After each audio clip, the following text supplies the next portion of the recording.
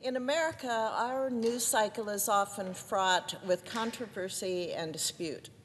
From watching the news or scrolling through social media, it might seem like there are very, very few issues that Americans can agree on.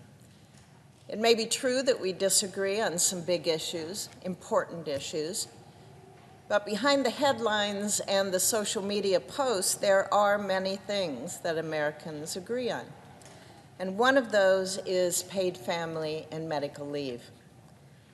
The Pew Research Center found that the vast majority of Americans support paid parental leave, up to 82%.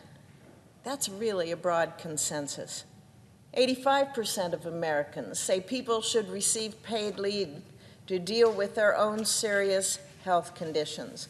67% said they should receive leave to care for a family member with serious health condition. We rarely see Americans nowadays so united on other issues. But it's for good reason that Republicans and Democrats come together on paid family leave. The reality is that Americans shouldn't have to choose between their paychecks and caring for their families. And that's why I spearheaded our nation's first ever federal family leave policy in 2017 with Senator Angus King. As part of the 2017 Tax Cuts and Jobs Act, we passed a paid family and medical leave tax credit that encourages businesses to offer leave to their employees. Employers were able to receive the tax credit if they voluntarily offer up to 12 weeks of paid leave. Our credit increases access to paid leave without penalizing small businesses with limited resources, like a government entitlement program or a mandate from the government would. Almost 8 years later, this tax credit is about to expire, and Congress is set to work on another tax package. So now is the perfect time to pass my bill with Senator King to make our tax credit permanent and also to improve it. Yesterday, we introduced the PFML Tax Credit Extension and Enhancement Act. Representative Fischer is leading the introduction of companion legislation in the House.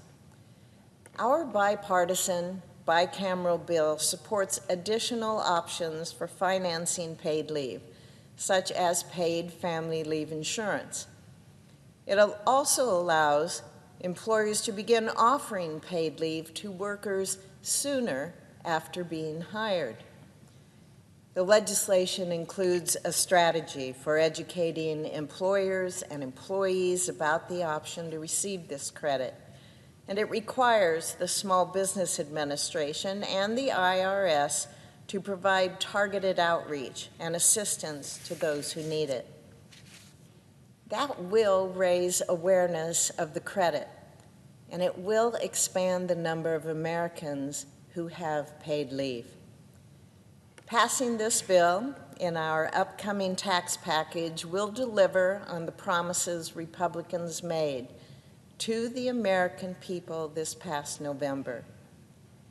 We promised to make families' lives better, more prosperous, more affordable. More access to family leave will contribute to that goal. Our tax credit is tried and true, one with a bipartisan track record of success. It's the paid family leave solution that will do the most good with the smallest price tag. So I urge my colleagues to join me in pushing for this legislation's inclusion in this year's tax package. This is how we expand paid family and medical leave for employees across this entire country. This is how we deliver for the American people. I am determined to get this done, and I hope my colleagues will join me.